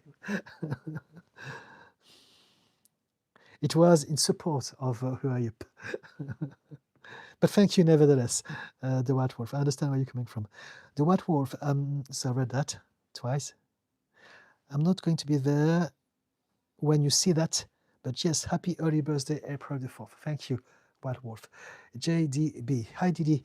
Tell me, do you think thinking may be the root cause of a lot of such issues, or not knowing where to go, not knowing what to do, etc.? Yes, thinking is the cause of a lot of issues. That's the truth. Maybe not knowing where to go, not knowing what to do. So it depends. I need to know what you're talking about. If you can give me an example, then I can answer you, because it's very vague. We can't generalize things. Nothing. No, I don't believe in absolutism, and this is the reason why we suffer. We believe that we want to have an understanding of the world. It's really normal. We want to have a system, but more often than not, it's a binary system. Again, this or that, right or wrong, true or false. And in reality, we live in a multi-layered dimension, no, a multi-dimensional reality. And so there's a lot of aspects to take into consideration. It's never just this or that. It depends. And that's why if you can give me a specific pattern of situations that can help me understand how to address that specific pattern and answer appropriately. Petika, how to address and stop transgenerational trauma when you're the only person who is interested in working towards. I'm a child of traumatized parents and I don't have to pass it to my children. Okay, so this is a very good question. How do I address transgenerational trauma? So first we want to remind those who don't know, there's a difference between generational trauma and transgenerational trauma. Generational trauma is when someone has been through an awful lot, and because it has affected their body, but also the way they function, the kids are going to be affected by that, and they're going to basically show the same symptoms of trauma as if they had it themselves, even though they didn't experience the same thing. They've experienced it by proxy because of the behavior of their parents, because of the genes. Transgenerational trauma is when we skip a generation at least. And so what it means is that now we have, let's say, grandparents who have been through horrible things, the parents, and now the grandkids. And the grandkids are going to be born and they're going to exhibit symptoms of trauma as if they have been experiencing the same horrors themselves, even though it was the grandparents. And that can skip and prolong up till, I've read, 7 generations. And so how do I address this? By working on ourselves. Regardless of what happened to our parents, our grandparents, or great-grandparents, it's important to have an idea of it, but we don't need to worry so much about it because it's really about who am I, what do I have to work with, and how can I upgrade my system? What sort of blocks do I need to unblock? What sort of triggers do I need to disarm? What sort of belief do I need to upgrade? So when you say when you are the only person, again, do it for you. Whatever other people do is for them. It's not your responsibility, and you can't force them to heal or to change or to do anything at all. When someone is ready to heal, they work on themselves, and if not, they don't. And I know that it's very difficult because we all want for the people who are close to us to also change and heal. But if they're not ready for that, they're just not ready for that. And the best thing that you can do is to just work on yourself because you are showing them that it's possible. A lot of people never choose not to heal or not to change. It's just that some people are ready and able to do that. Some people are not. The inability to change is a trauma response, like literally. And so we don't want to judge people. Oh, they don't want to change. They don't want to heal. I hear it so much with so many of my colleagues who are telling me my clients didn't heal because they didn't want to change. And I'm like, gosh, I don't tell them because I don't want to create problems, because I understand also that they're doing their best despite it, but they shouldn't be doing what they're doing because our job is to help people, not to make them feel worse. And so back to what we were saying, if you are trying to change, but some people in your family are not, just do you. Forget about them. We're all doing our best. Some people create some systems, and for them, it's already hard enough to maintain the system. And so changing is the last thing that we have in mind at this point in time.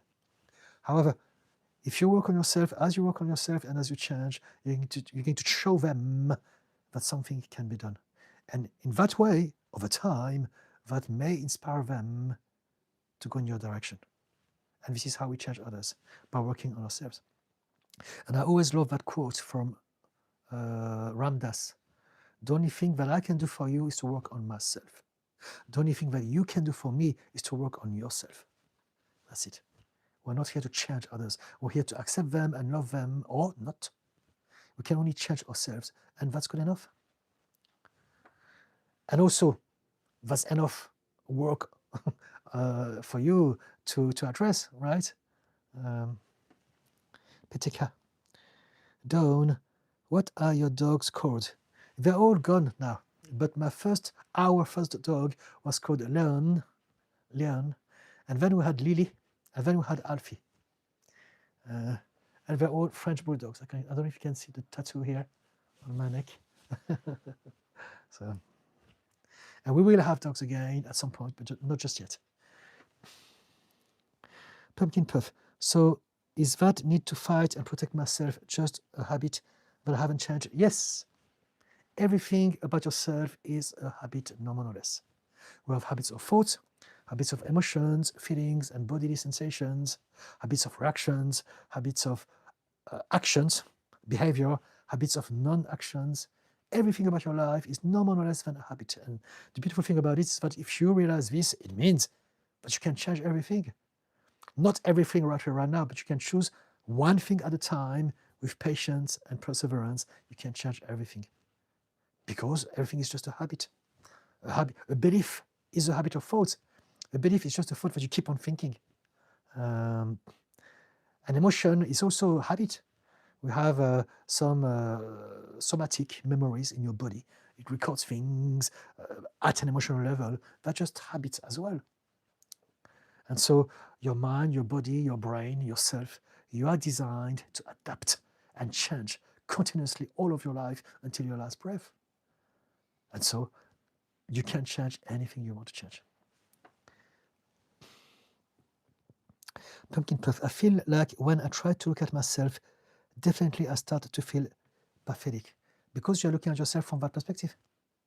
Again, as long as you stay in that perspective, you will remain the same. So first thing first, remember, you need to do something to change your physiological state.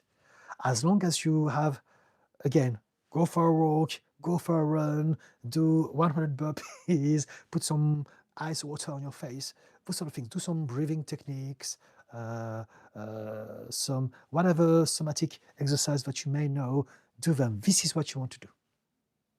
And once you have done that, then you can choose better thoughts. Then you can choose to look at yourself from a different perspective. Right? But for you, the only thing that you have to do is to find a way to get you to break that state.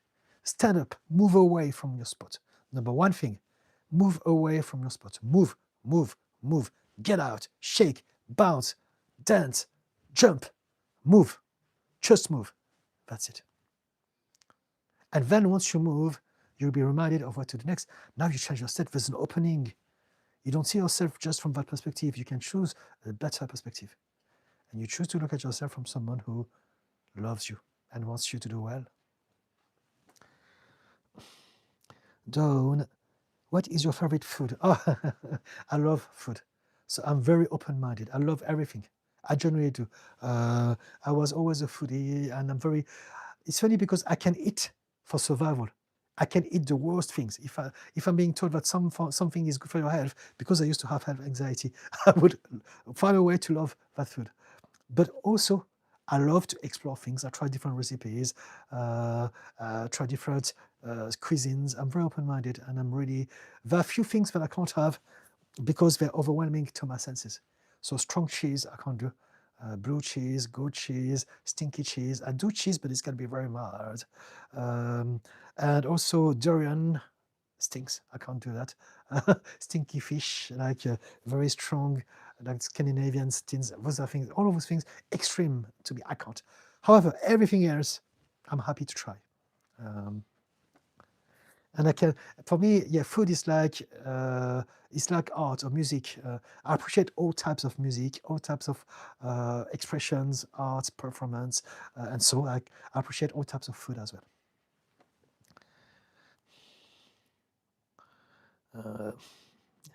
Pumpkin Puff, I mean differently, not definitely. Okay. Petika, I needed to hear that. Thank you, Petika. Pumpkin Puff, that's a really good quote about only focusing on ourselves. It's not about only focusing on ourselves, it's about prioritizing yourselves. Self first. Because you will always have an idea of the people in your life. They matter, very important. But it's about prioritizing your focus on yourself. And as you do that, you will be eventually able to also help them. Pumpkin Puff, if you could remind me, please, how do I stop the habit thought? I told you many times already. Have a code, code water on your face, go for a walk, move, put some music and dance, get out, move. Find a way to reset your nervous system. Yeah. I think I did a video about this.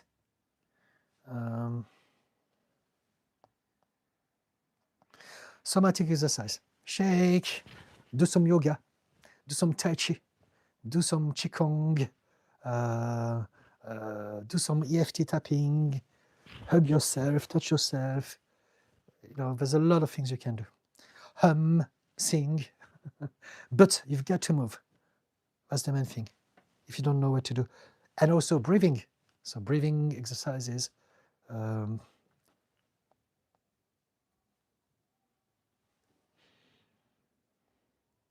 I think I cover it in my meditation video, I'm not sure. I've got a video a month ago about meditation is easy. Check it out, maybe, I'm not sure, I can't remember. I do so many things, I'm all over the place, but check it out. Yes. You want to change your physiology. You cannot change the way you think and the way you feel as long as you're in that state, as long as you're in a survival mode, as long as you're in a reactive mode, as long as you're in a fight-flight mode. You want to move away from that state to a state of peace and mental clarity. And you have to do it physically. Physically. Move. Shake. Walk. Breathe. Immerse yourself in cold water. Right? That's how you do this. Pumpkin Puff, you answered my question before you even saw it. Thank you. All right, okay. So I did. Dawn, have you heard of NPD? Yes, we can talk about narcissists if you want. I know that it's a very passionate conversation. So what would you like to know about NPD? Pumpkin Puff. Okay, so I will try to focus on breaking habits by getting up and moving before I get into freeze mode. Yes, not stay in the thought. Yes. Cat and Tat jumped into to say thank you for your guidance a couple of weeks ago. Okay, it has really helped me stay on the right track and get through some super stressy stuff without a significant fallout. Fantastic, thank you so much. You are doing such a good work and it's making a difference. Fantastic, thank you so much. I'm glad it's making a difference. Thank you. Pumpkin Puff, maybe I should just watch your videos when I get into that state while I move around. Yes, that's a great idea.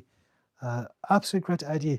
But what you can do is to take your phone with you, walk, go out, and then watch the video as you walk. And that will help you reset yourself physically and mentally at the same time. It's a great idea, absolutely. Or you can move, you can put me on the screen and do some exercise, some moving, some bouncing, some shaking. Yes, it's a great idea. Thank you for that. Cat and Tat. No, Pumpkin Puff, put the fucking phone away. But it depends. I understand where you're coming from, but it can be good if you're moving. Right? It's not the phone is not bad. It's what you do with that. It's just a tool. It's how you use it. Same thing with social media. Same thing with everything. If you understand how to use something in a better way, then it's okay. Angela, hi Didi.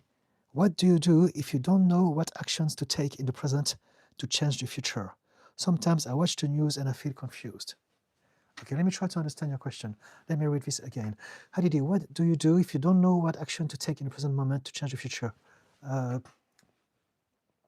Do whatever comes easier to you. This is what we call following your path of least resistance. Instead of trying to think and calculate and thinking, I need to take the right action, otherwise my future is going to be bad. Just do whatever feels natural and easy for you in this moment. and do it again one moment at a time. And this is the best way for you to allow and welcome a better future for yourself. Now, if you want to be more specific, that'll be helpful. What do you mean by this? I watch the news and I feel confused. You know what? I did a video about it again on my YouTube channel. Check it out. It's called How to Stay Positive in a Toxic World. I posted it 3 weeks ago. Check it out. 10 minutes, and it gives you everything that you need to know about it. But if you want to be more specific about your question, I'm more than happy to explore that topic with you. Pumpkin Puff, I am honestly going to try that. Sounds like a good motivation as long as I'm doing something physically and not sitting. Yes, yes, yes. Yeah. Yes, you can do this. Who are you? Like me here cleaning the house or cooking dinner every live. Haha. Okay, yes, fantastic. Yes. So, yes, great idea. That is another one that I haven't thought about. So, from who are you to Pumpkin Puff, something that you can do. Clean your house, tidy up things. It's a great thing to do because now we can always do with some more tidying up. Maybe there's something that you haven't had a chance to do. Sort out your office, your garage, whatever. That's a great thing to do to take you out of a state of overwhelm whilst being productive at the same time. Why not? And also, as you're decluttering or cleaning stuff, there's a psychological process. You're cleaning things. So you're creating a Zen space in your mind at the same time as you're doing in your house. Thank you, Wayup. Great input. Pumpkin Puff, who are you? Are you angry cleaning or happy cleaning? Because Didi is a ray of sunshine. Oh, thank you. Dawn, I have had relationships with NPD and it is very draining. Yes, it is, of course, of course. Any relationship, long-term relationship with someone who is a narcissist will be actually traumatizing. People don't talk about it. First, not only the relationship itself is going to create a trauma of the long term because you're constantly feeling terrible about yourself. You're constantly being belittled, being frustrated. So that will alter the way you see yourself and the way your brain functions over a period of time. But also, people who have a long-term relationship with people who have narcissistic personality disorder, they have a propensity for it. So it's not just that they are unlucky and they met someone that is NPD, is that they already had people like that in their life. And because of that, they have attracted and allowed the same sort of energy again in their adulthood. So now we're talking about essentially continuing a narrative that was already there. But maybe for some people, it was not so pronounced, and now they have been reminded of their original belief about themselves. And they're going to allow for the narcissist to control them, gaslight them, and they're going to forgive them and to still believe that they can somehow change them, and it's never going to happen. Nope, not again. Thank you for responding to my thought earlier. Your friend have an impressive and diverse mental health toolkit. My friend, you're talking about the person that I'm talking, who are you and Pumpkin Puff? I know, you friend. Okay, all right, okay. Again, I'm a therapist, so I've got tons of. I've been doing it since like for 9 years now. So there are a lot of things. Everyone is different. It's about finding out what works for us, essentially. So that's why I always throw things bits and bobs. But when I work with people, we come up with things that are specifically best suited to that person in that moment. There's not a single system that works for everyone. This is what I always say. However, there's at least one system that will work for you at this point in time in your journey. Angela, thank you, Didi. I will watch your video. I feel like the future is very unpredictable. Of course, the future will always be unpredictable. And the solution to that is to be happy with that. You must learn how to be comfortable with unpredictable. You must learn how to be comfortable with the unknown. Unless you are comfortable with that, the future will always be scary. The problem is not that it is unpredictable. The problem is that you have a bad relationship with the unknown. That's it. If you could have a good relationship with the unknown, now the future is your friend. You don't need to think about it. And now you can be in the present moment because you know that the future is going to be whatever it is. And you can be okay, whatever that it is. I feel like the future is very unpredictable when I watch negative news about inflation, the economy, wars, etc. The future was always going to be unpredictable. The matter is not about the future. There's not a thing called the future. The future is not a place that you will ever arrive to. It's not an entity. It's not a thing. The future is a projection of your state now. Whichever way you are feeling about yourself is going to be reflected in your experience with the future. And so essentially, if you are feeling that there's a lot of terrible things happening, it's because you don't trust yourself to be able to deal with whatever life may throw at you. That's it. And again, we are back into that analogy that I use a lot and that I love, is that birds, when you see those birds on branches, in trees, they don't rely on the strength of the branch. They rely on their wings. And that's why they have no fear. And this is the thing, at this point in time, you are relying on the branch being strong enough. And you have forgotten that you have wings. There's nothing that life can throw at you that you can't learn how to find a way and deal with that thing. This is what our brain are designed for, to develop, to adjust, to recalibrate, to overcome anything. And if we are facing a problem, that problem is a lesson in itself for us to be better prepared the next time. Right? This is one of the most important things for many of us to address. Our relationship with the unknown and with unpredictable. If we've been traumatized and overwhelmed, it's going to be hard and we need to do some work in regards to the trauma. But it really is. Life is life. People are people. Events, happenings, they are what they are. The only one thing that remains is how we are, how we see, how we experience those things. That's the thing that we can do. Everything else is just what it is. It doesn't matter. You know, if you are reminded that you have wings, you can always fly wherever you want to. Ayla, hi, so nice to see you. Okay, thank you. Same here. Pumpkin Puff, that is true. I did have a rage cleaning season one night and cleaned while listening to music for 4 hours. Okay. Did you feel better after the cleaning? Pumpkin Puff, I was exhausted. I worked out that day too. It was a good day. Fantastic. So there you go. Do this whenever you're overwhelmed. Do some cleaning and then go to the gym and then appreciate, you know what? I have power. I can choose how I feel. I can choose what I do and what I think. I can choose my state. Who are you? Didi helping getting my brain / feelings sorted out and my hands getting my space sorted out is always a nice combo. Okay. Thank you. Who are you? I am self-care cleaning after having food poisoning, being depressed and overworking myself. Appointment. I deserve a clean space. Okay. Yes, you do. And you can do this for yourself. Dawn, the trauma is terrible. Yes, yes. Angela, thank you for your explanation, Didi. Thank you, Angela. Pumpkin Puff, having a clean space is proven to help with your mental health. I like to reward myself after with something tasty or laying on the couch. Okay, so there you go.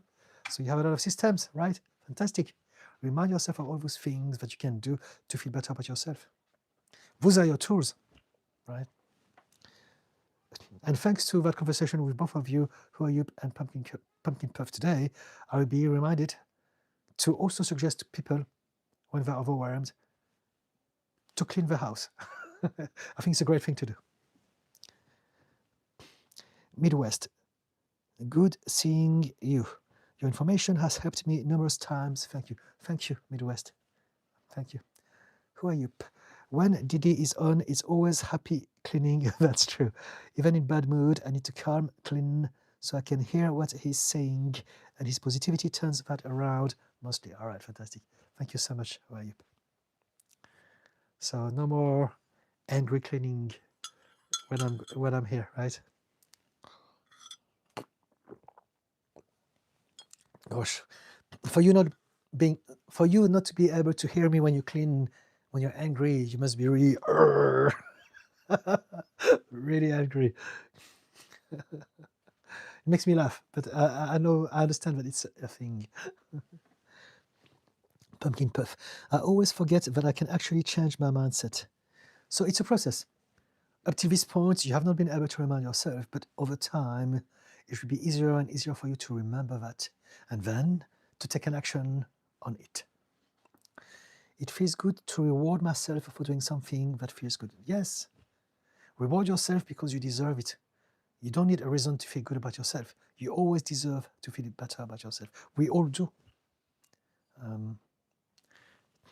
Don't even see it as a reward. See it as a hygiene of life.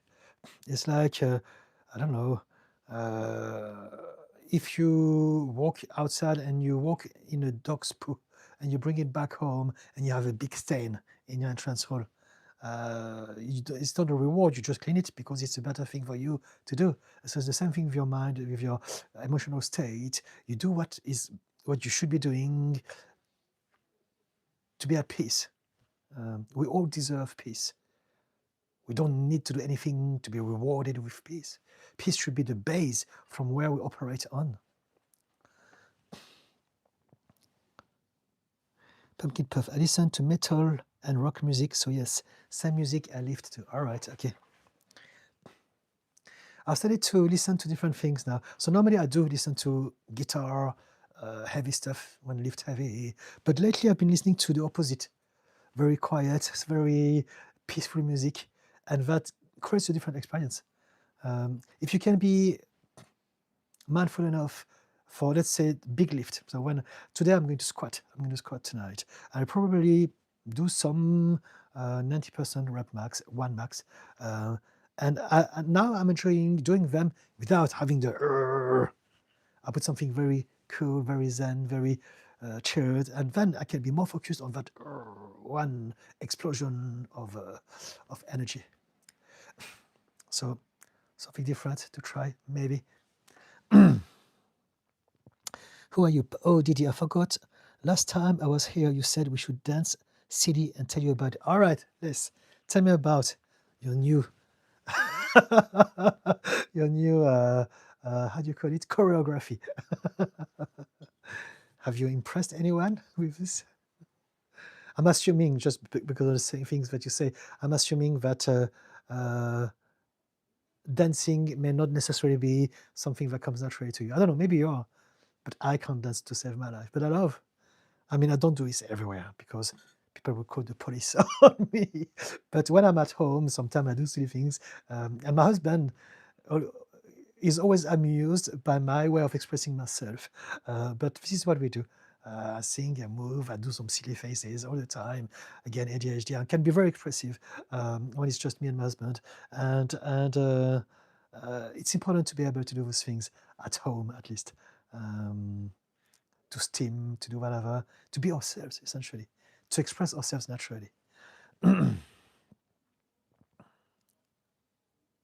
Pumpkin puff.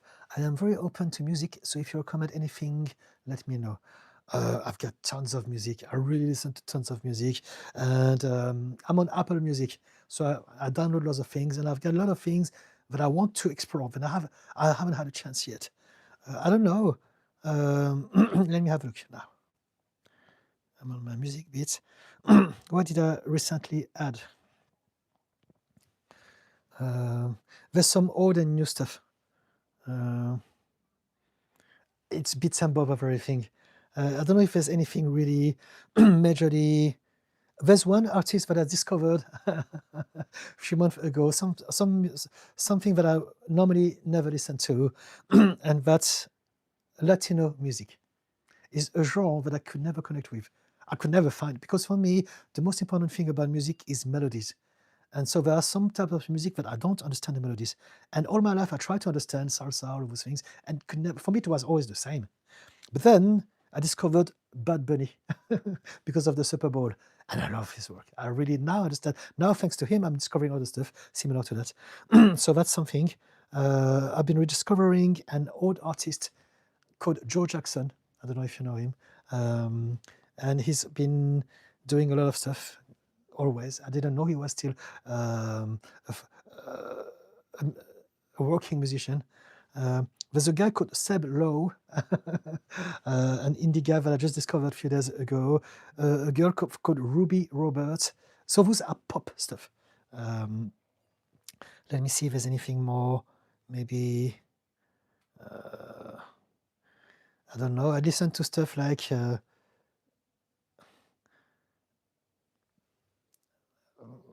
the Peter Gabriel came up with a new single, which I think is glorious. I have rediscovered some stuff from PJ Harvey. I love her, but she's been very versatile all of her life. There's an artist that is also very popular that I discovered more recently, and that's Rosalia. Again, pop stuff, but more like she brings a lot of element of classical music in her last album, which is quite interesting. I don't know. Let me go. I can talk about music forever, but I'm not sure. I listen to hardcore music, to pop music, to world music, African music. I don't know. I need to think about it because there are so many things. I love Lana Del Rey. I love, I don't know, bands of horses. I literally listen to things from every single decade. 70s, 80s, 90s, up to now. And I'm still always open to new music, to new bands, to new sounds. I'm discovering geese. I'm discovering one of my favorite bands of the last 2 years was, she's not a band, she's an act, Billy No Mate. I love her stuff. They're similar to Sleaford Mods, like British punk. I don't know. There's so many things. Yeah. Rock music. The last thing that I listened to when I did some heavy stuff last week was Soundgarden from the 1990s. There's one band that is heavy that I enjoy, that I love the sound of it, and that's Royal Blood, British band, bass and drum. And similar to that, Nova Twins. I really love them. I don't know if you know about them, Nova Twins. So this is quite more on the heavy stuff. I listen to rap and hip hop as well. Some stuff I'm discovering, like Dave. I don't know. I'm trying to find something interesting to mention. I love Fontaine's DC, like everyone, because they're amazing.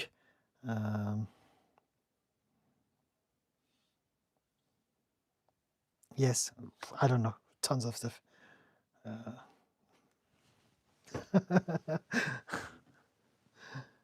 So where are we? So yes, who are you? I did, and it was amazing. I found warm-ups boring and full of you. So now I dance before workout, and sometimes I even dance between sets. Fantastic. That's it. If people don't care about you, and then if you don't care about them, do it.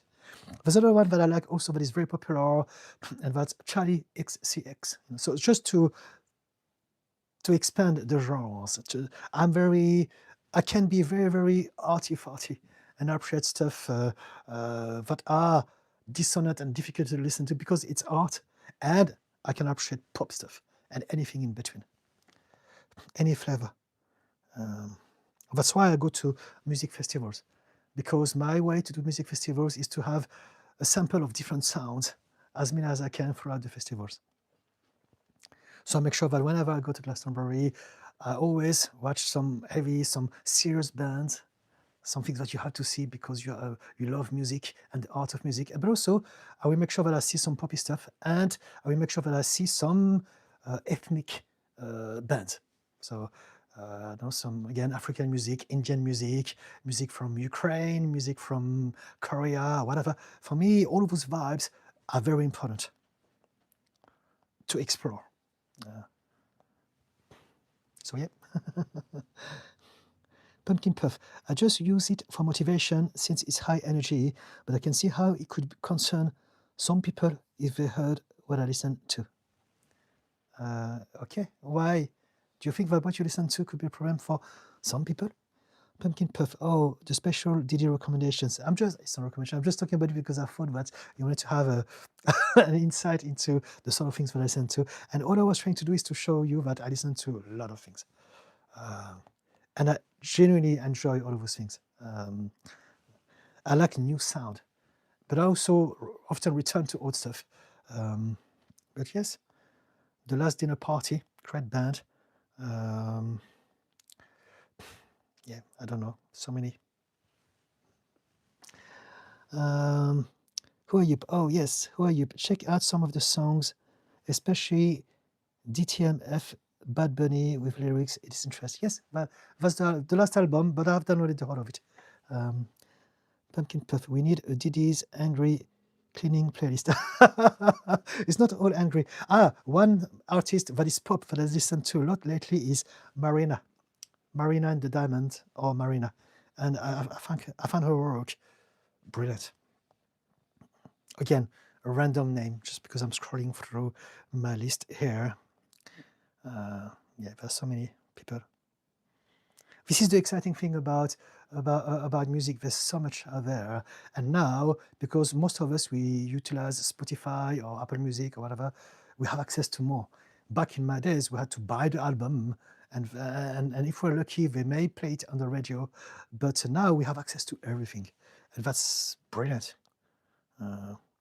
Nothing But Thieves is a band that I love as well. There's a Japanese band, I think, called Overmono, which I enjoy as well. Gosh, I don't know, so many. Okay. Pumpkin Puff, I love that you recommend so many different genres of music.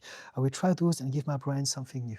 I listen to a lot of French music as well because so old French stuff.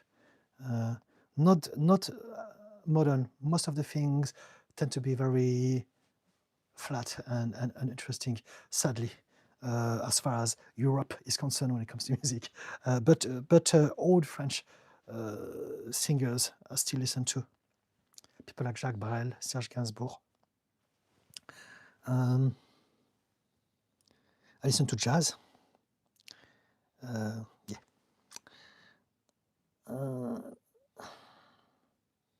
Pumpkin Puff. Maybe I will feel a little less angry if I listen to less angry music. Yes, try different things. Try London Grammar. Beautiful music. Or Sugar Russ. I don't know if you know Sugar Russ. Beautiful band. They are from Iceland and their work is very special. Try this, Pumpkin Puff. If you want something different. It's spelled, there are two words. Sugar is S-I-G-U-R space R-O-S. Sugar Russ. I saw them in live and they are amazing. Similar to them, but different. London Grammar is also a very immersive band, beautiful thing. You must know the XX, similar to that if you want something cool. Or Massive Attack, something a bit older. Or Portishead, that sort of vibes. There are good sounds to do things on. They create a tempo, and they also, I think that they are sort of music that can really soothe your nervous system, as opposed to heavy metal or hardcore music. But also, I love a lot of African music, because there's a lot of joy and happiness, and that, so that also a different way. Bad Bunny, if you don't pay attention to the lyrics, if you don't speak Spanish, Brazilian music, I love Brazilian music. There's so many stuff.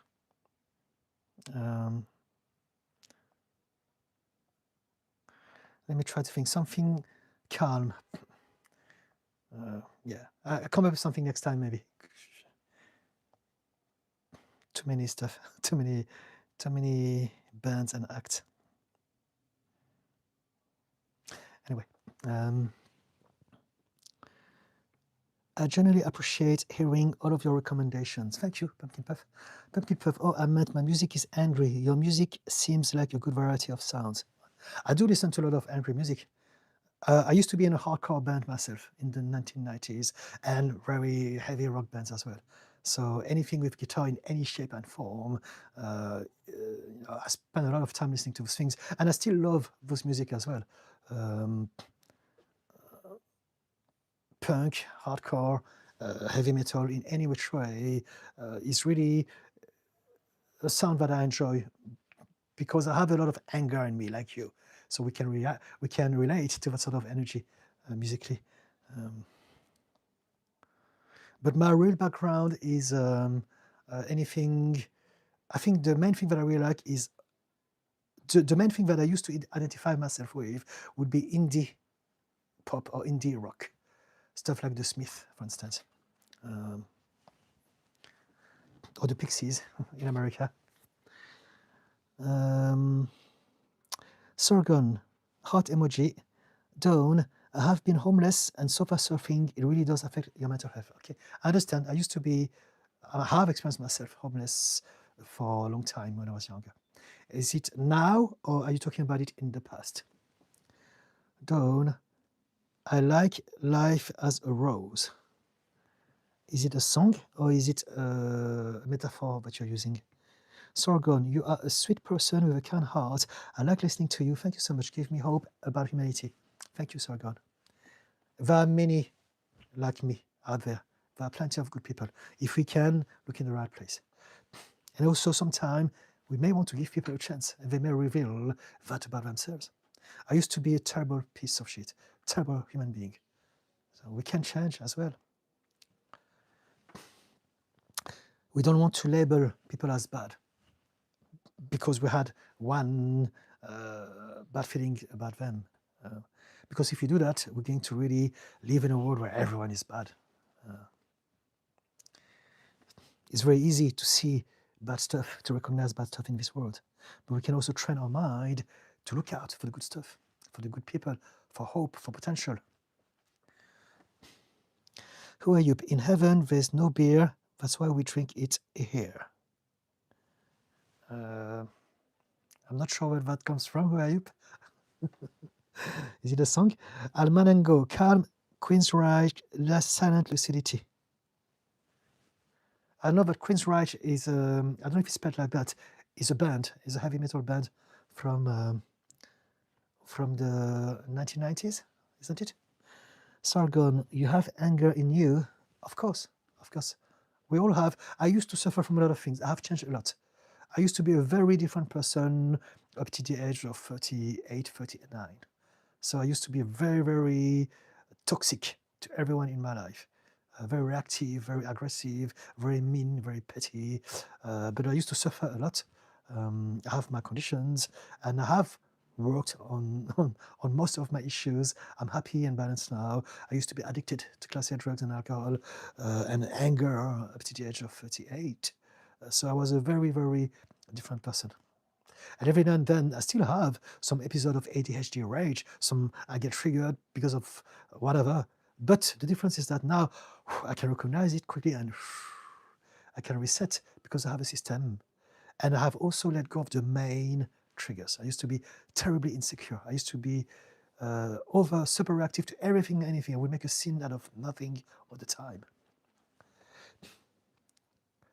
Pumpkin Puff, you have sold me. I will ask you about any music recommendations that I may need from now on, if that's okay with you. Yeah, sure. Maybe I can put my out about the things that I listen to and give you a sample, maybe just for you to discover different things. Not that I'm teaching you anything, but sometimes we can be reminded that some bands existed. Like I was listening to an old band 2 days ago that I forgot about called Roxy Music. Different vibes. There's a guy just now it's showing on my page, which I love, and his name is Sufjan Stevens. Yeah, I don't know. System of a Down for heavy stuff. I'm sure that you know them. Dawn, still sofa surfing now. Okay, I'm sorry to hear. But you know what? The beautiful thing about it is that you have a sofa to surf on. So that's a positive, right? And you have access to internet. You can see me now. So if you need any help, keep coming to my live streams. I'm here every Wednesdays and every Fridays on YouTube. from 6 to 8 p.m. UK time. And I'm just realizing that it's past 8. So I'm going to slowly say my goodbyes now until the next time. I'm going to read the last comment. Dawn meant song La Vie en Rose, the song. Okay. From Edith Piaf, who was covered famously by Grace Jones. Yes, a great song. I love both versions. Gabriel in time. Hi Didi, happy Friday. Do you know why meditation softens stress and stop cycles? Where does that energy go? I would love to talk about it, and I will talk about it if you come back on my live stream sometime next week. Again, Wednesdays or Fridays from 6 o'clock. But I think this is a big topic, and for me to give it, for me to I don't know how to say it, but I want to give it time. So I would love to talk about it next time if you don't mind, Gabriel. If you can come back, please. Chris Hilton, thank you, Didi. Thank you, Chris Sargon. We all change. Everything is changing all the time. Yes, absolutely. Who are you? You have pretty darn good music taste. Thank you. I'm old, but also I look at music from an art perspective. And so I was a musician myself. So the way I look at music is I want to discover all sorts of things, even the things that are weird, because I literally see it as an art. But I don't listen to everything in the same kind of capacity. There's a time when I want to be arty-farty, and there's times where I just want something with a catchy hook and a melody and some chorus. And there's other time where I just want energy so that I can squat heavy. And so, or if I want to just chill in my walk in the park. But because of that, I'm quite open-minded. But thank you. Sargon, thank you so much. Dawn, for now.